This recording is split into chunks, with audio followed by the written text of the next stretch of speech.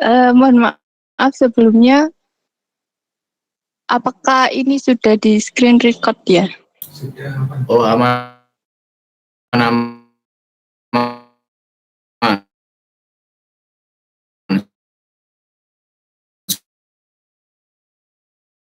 Sudah. Aman, Mbak, aman. Oke, baik, terima kasih. Assalamualaikum warahmatullahi wabarakatuh. Selamat siang teman-teman. Sebelumnya terima kasih atas waktunya. Perkenalkan kami dari kelompok 8, 9, dan juga 10 pada kesempatan kali hitung skala besar dan konektivitas internet. Sebelumnya, saya Miranda Dwi Febrianti dengan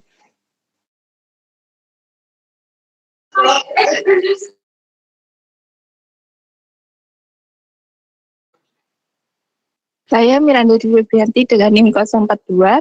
Selanjutnya ada Elia Rahmawati dengan NIM 012, Davina Nurfaiza dengan NIM 035, dan juga Nasyiwa Ega Palupi dengan NIM 055. Sebelum masuk ke pembahasan utama, mari kita pahami dulu gambaran umum mengenai Dynamic Routing Protocol.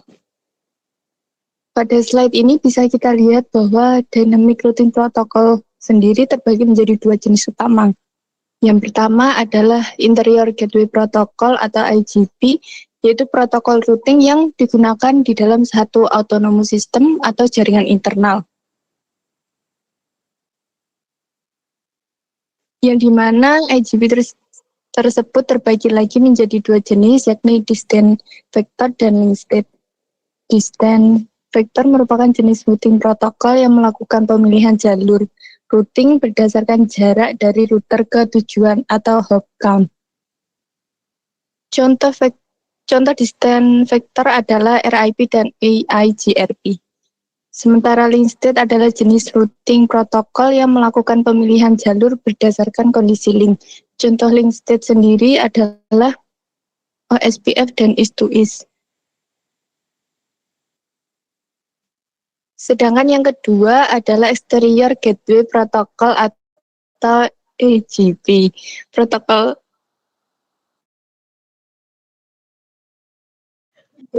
Protokol AGP ini digunakan untuk komunikasi.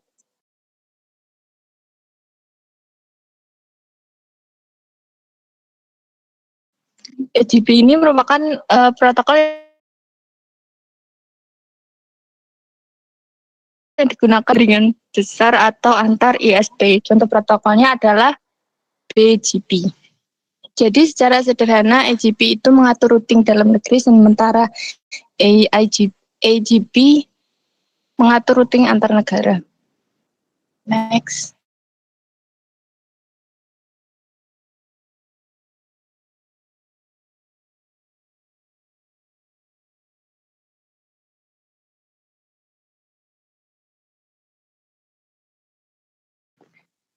Selanjutnya, mari kita fokuskan pada Interior Gateway Protocol atau IGP. Jadi IGP ini bekerja di dalam satu autonomous system, yaitu sekumpulan jaringan yang dikelola oleh satu organisasi atau administrasi dengan kebijakan routing yang sama.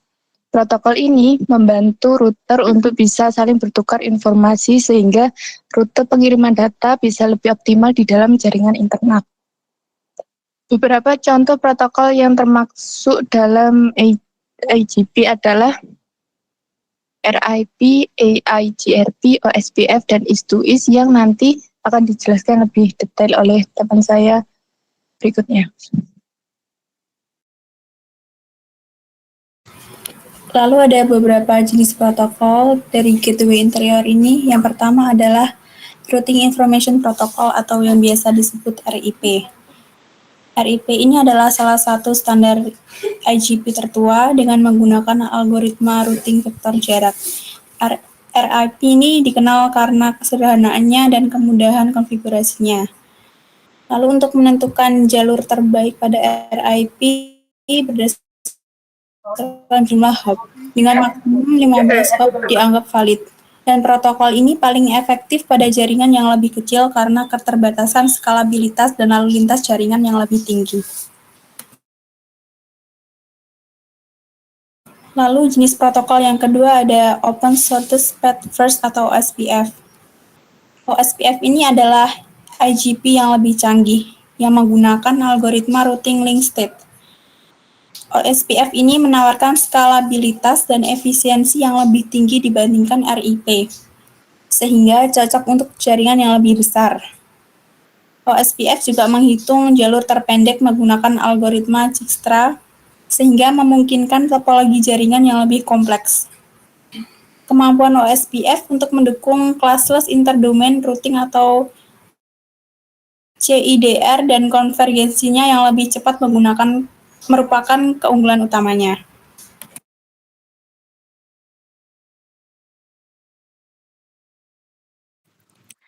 Baik, jenis protokol gateway interior selanjutnya yaitu Enhanced Interior Gateway Routing Protocol atau biasa disingkat EIGRP. Jadi EIGRP ini adalah IGP milik Cisco yang terkenal karena konvergensi dan skalabilitasnya yang cepat. EIGRP merupakan protokol hibrida yang menggabungkan fitur protokol vektor jarak dan protokol link state. Jadi protokol ini mengoptimalkan lalu lintas jaringan dan secara efisien menyesuaikan diri dengan perubahan jaringan, sehingga sangat efektif untuk jaringan yang besar dan kompleks. Dukungan EIGRP untuk berbagai protokol jaringan dan kemampuan penyeimbang beban semakin meningkatkan utilitasnya. Selanjutnya ada is-to-is atau intermediate system to intermediate system. Jadi is-to-is ini merupakan link state routing protokol yang termasuk dalam kategori IGP atau Interior Gateway Protocol. Is-to-is ini menggunakan algoritma Dijkstra seperti OSPF untuk menentukan jalur routing. Pada is-to-is ini juga terdapat konsep area seperti OSPF, namun area pada is-to-is itu berbeda dengan area pada OSPF. Jika pada OSPF antar area dipisahkan oleh interface yang berbeda area, maka pada is-to-is antar area dipisahkan oleh link yang menghubungkan router pada area satu dengan router pada area lain. Jadi, dengan kata lain, satu router hanya akan memiliki satu area, namun satu area bisa terdapat beberapa router.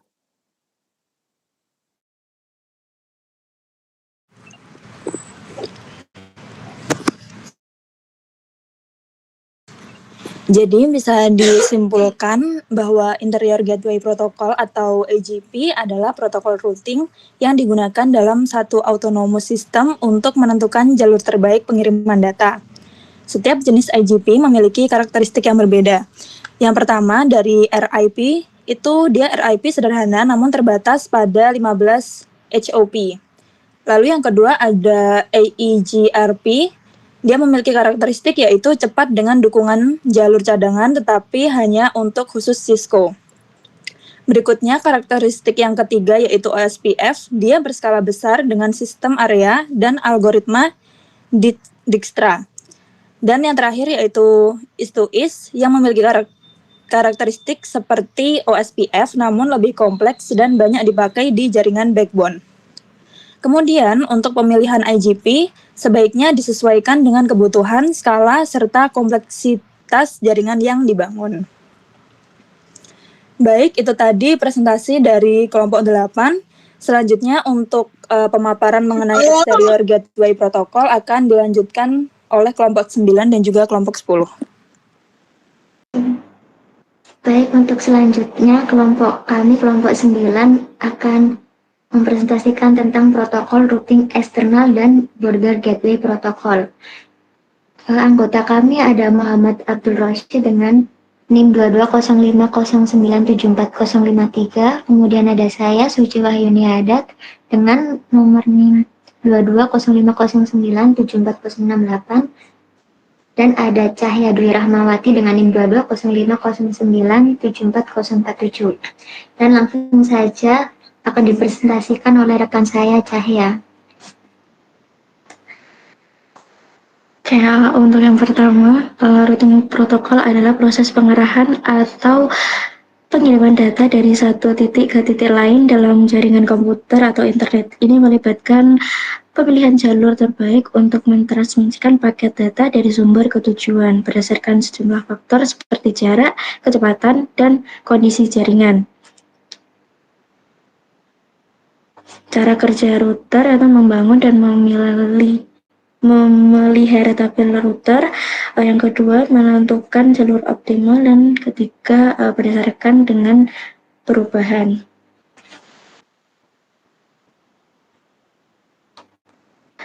Untuk secara umum, routing protokol dapat diklarifikasikan menjadi dua kategori besar. Yang pertama tadi udah dijelaskan kelompok sebelumnya, yaitu interior gateway protocol. Adalah protokol routing yang digunakan untuk bertukar informasi rute di dalam satu autonomous system, yaitu jaringan internet yang berada di bawah satu kendali administrasi. Contohnya tadi ada RIP, OSPF, EGRP. Nah, selanjutnya ada EGP, Exterior Gateway Protocol, yaitu protokol routing yang digunakan untuk bertukar informasi rute atau autonomous system. Berbeda atau autonomous system saling terhubung dan bertukar informasi routing. Pada masa awal perkembangannya, ARPANET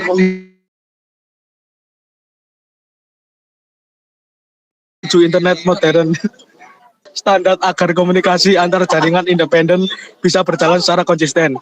Walaupun kemampuannya terbatas karena hanya mendukung struktur routing berbentuk pohon tanpa jalur alternatif. Keberadaan EGP membuka jalan bagi terciptanya jaringan global yang lebih luas. Dari peran awal inilah kemudian lahir protokol lanjutan seperti BGP yang mengembangkan konsep dasar EGP menjadi sistem routing yang lebih fleksibel, menjadi tulang punggung internet saat ini. Selanjutnya ada analogi IGP dan EGP. IGP dan EGP bisa dianalogikan seperti sistem lalu lintas di dalam sebuah kota dan lalu lintas antar kota. IGP atau Interior Gateway Protocol bekerja seperti rambu jalan atau aturan lalu lintas di dalam sebuah kota yang hanya berlaku untuk wilayah tersebut. Semua kendaraan tertib dan pengaturannya tidak keluar dari batas kota itu sendiri. Sementara itu EGP dan Exterior Gateway Protocol ibaratnya aturan yang perjalanan antar kota yang menghubungkan berbagai wilayah berbeda. Setiap kota punya aturan sendiri, tetapi agar orang bisa bepergian dari satu kota ke kota lain dengan lancar diperlukan aturan standar yang bisa dipahami oleh semua pihak. Dengan cara ini IGP menjaga ketertiban dalam jaringan terkecil, sedangkan EGP memastikan jaringan yang berbeda dapat saling berhubungan dalam skala yang lebih luas.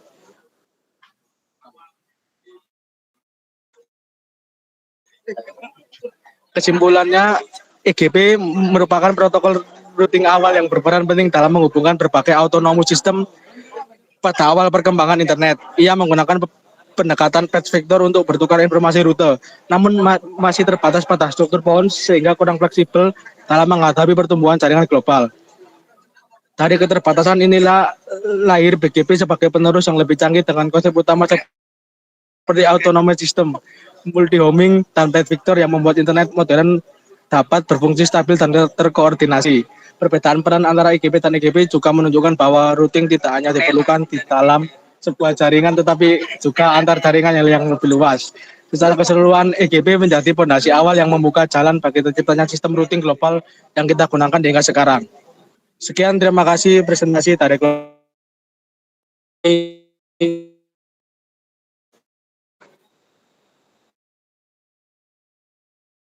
Assalamualaikum warahmatullahi wabarakatuh.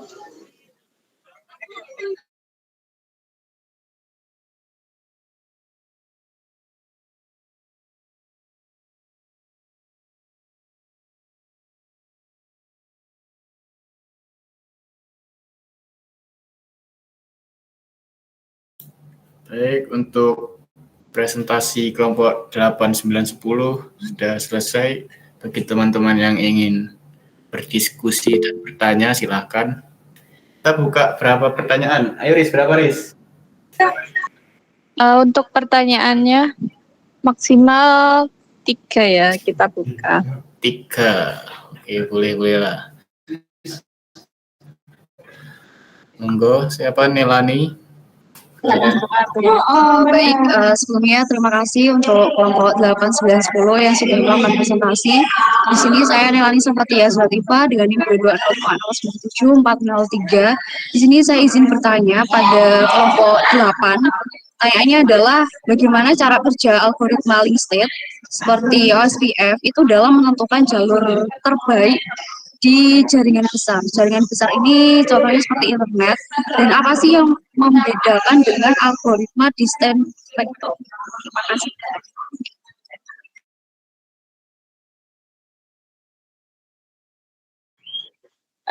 Ya, terima kasih sebelumnya. Mungkin untuk pertanyaannya biar lebih jelas lagi untuk teman-teman bisa diketik dan dikirim di grup ya, nanti biar didiskusikan dengan kelompok kami. Terima kasih.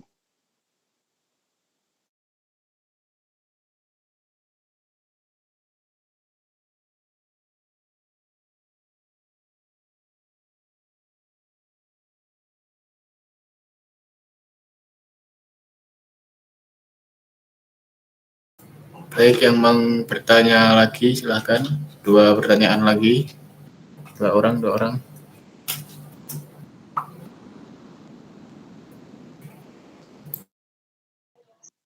Untuk teman-teman silahkan yang ingin bertanya lagi, tersisa 2 pertanyaan.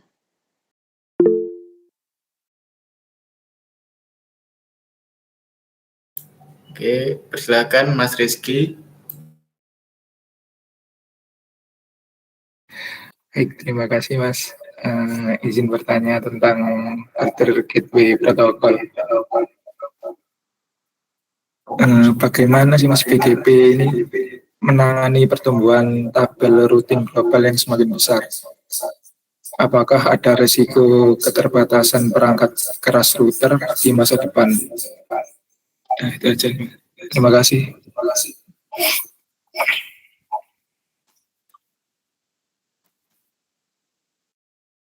Baik, lanjut 1 pertanyaan lagi yang mau bertanya.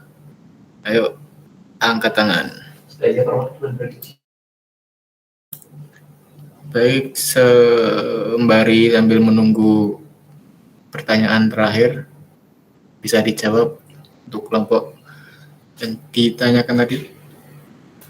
Kalau memang tidak ada yang mau bertanya, ya cukupkan 2 pertanyaan, tidak apa-apa. Silakan. Izin menjawab pertanyaan dari Mas Rizky tadi tentang cara BGP menangani pertumbuhan tabel routing global. Caranya ada menggunakan classes interdomain routing atau GIDR, pilar utama yang memperlambat pertumbuhan tabel routing. Dengan mekanisme yang pertama ada aggregation atau summarization, menggabungkan beberapa prefix IP menjadi satu entry untuk mengurangi jumlah rute. Yang kedua ada route filtering, adalah hanya menyimpan rute yang dibutuhkan, tidak semua rute global. Terus yang ketiga ada route reflector, mengurangi jumlah sesi BGP dalam jaringan besar. Yang terakhir ada incremental update, hanya mengirimkan perubahan rute bukan seluruh tabel. Nah, untuk resikonya, untuk resiko keterbatasan perangkat keras di masa depan tuh ada beberapa seperti kapasitas memori atau RAM. Tabel routing global yang disebut FIP atau Forwarding Information Base disimpan di sebuah memori. Sering tabel ini terus tumbuh. Router membutuhkan lebih banyak RAM. Peningkatan biaya dan ukuran memori bisa menjadi kendala meskipun produsen router terus berinovasi. Kemudian ada resiko kapasitas prosesor atau CPU. Tabel yang lebih besar membutuhkan daya komputasi yang lebih besar meskipun CPU router semakin kuat. Pertumbuhan tabel bisa melampaui kemampuan pemrosesan yang dapat menyebabkan router melambat atau bahkan crash. Kemudian ada kapasitas teras atau TCAM. tabel routing BGP yang digunakan untuk penerusan paket FIB. Biasanya disimpan dalam memori khusus yang sangat cepat. Namanya ternary content addressable memory. TCAM ini sangat mahal dan kapasitasnya terbatas. Dan kemudian ada IPv6 atau adopsi IPv6 akan menghasilkan tabel routing yang jauh lebih besar daripada IPv4. Hal ini karena alamat IPv6 jauh lebih panjang dan memiliki ruang pengelamatan yang lebih besar. Saat ini tabel IPv6 jauh lebih kecil daripada IPv4. Tetapi ini akan berubah seiring waktu dan akan menjadi tantangan besar bagi perangkat keras di masa depan. Cukup sekian untuk jawaban dari soal Mas Rizky. Apakah sudah terjawab? Baik, terima kasih Mbak. Cukup. Terima kasih. Oke, terima kasih. Terima kasih. Tadi pertanyaannya Mbak Nela ya. Ini pertanyaannya tadi, bagaimana cara kerja algoritma link state seperti OSPF dalam menentukan jalur terbaik di jaringan besar? Jadi algoritma link state seperti OSPF menentukan jalur terbaik melalui jaringan besar itu dengan membangun peta topologi lengkap dan menggunakan algoritma Dijkstra. Algoritma Dijkstra sendiri itu algoritma yang biasanya dipakai oleh OSPF untuk menentukan rute terbaik dari satu router ke router lain. Yang biasanya itu digunakan untuk mencari jalur terpendeknya lah dari sebuah jaringan. Jadi setiap router terbagi informasi status tautannya melalui LSA atau link state advertisement untuk membuat basis data tautan status yang identik di semua router. Kemudian OSPF itu menghitung jalur terpendek berdasarkan biaya yang ditetapkan untuk setiap tautan dan membagi jaringan menjadi area hierarkis untuk meningkatkan efisiensi, terutama pada jaringan besar. Lalu, apa perbedaannya dengan algoritma Dijkstra? Nah itu, link state itu lebih cocok untuk jaringan besar dan dinamis, sedangkan Dijkstra vektor itu lebih sesuai untuk jaringan yang kecil namun lebih stabil. Begitu. Bagaimana, Melani? Oke, terima kasih. Oke, jika memang tidak ada pertanyaan lagi, kita sudahi. Sudah aman kan semua? Tidak ada yang mau bertanya? Saya. Monggo siapa? Kalau tidak ada, kita cukupkan. Oke, karena mungkin sudah tidak ada semua, untuk presentasi minggu keempat jaringan komputer lanjut bisa dicukupkan. Terima kasih semua yang sudah join. Assalamualaikum warahmatullahi wabarakatuh. Waalaikumsalam warahmatullahi wabarakatuh. Terima kasih. Waalaikumsalam warahmatullahi wabarakatuh. Tidak sampai.